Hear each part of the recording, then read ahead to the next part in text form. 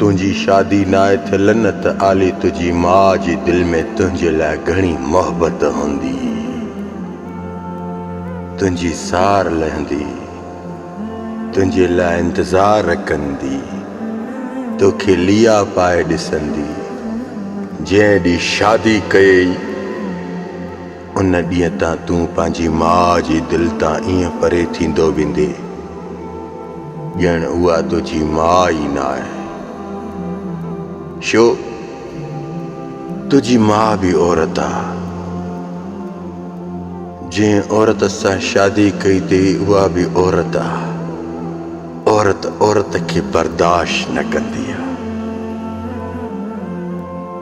जॾहिं बि तुंहिंजी ज़ाल केॾो बि भलो कमु कंदी पोइ बि तुंहिंजी माउ तुंहिंजी ज़ाल जा कीड़ा कढंदी।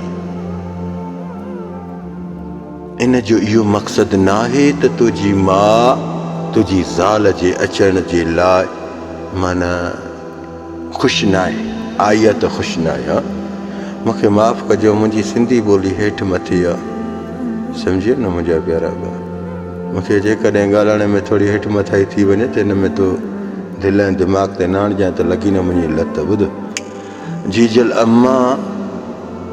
जीजल अम्मा जेका न हुनजो इहो मक़सदु न आहे त मां बचे खां नफ़रत थी कयां।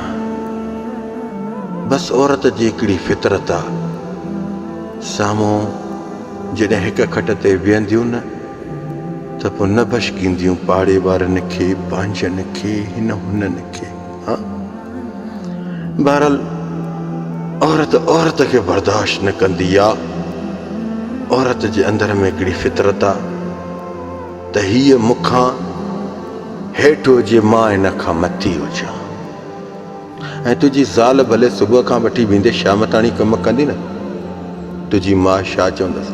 कुझु बि नथी करे, इहा हॾ हराम छोकिरी मिली वई, कहिड़ी घरों वती, फिलाणे जी धीउ वठी ॾियां, केॾो न भलो हे। हाणे अलाह जी इज़त जो कसम, होॾो तुंहिंजी माउ ख़ुशि बि हूंदी पर अंदरि पराई मन माउ जी धीउ जो कीअं सड़े। औरत खे ख़बर आहे त औरत जो अंदरि कीअं सड़ंदो। थोरो पंहिंजी ज़ाल खे 5 ॾींहंनि जे लाइ पेके त मोकिल, मेके त मोकिल, बाद में ॾिसजांइ माणे जा धमाका। बसि इन जे लाइ शादी कई, बसि सॼो ॾींहुं माउ जे घर हुजे, हेॾे होॾे हुजे।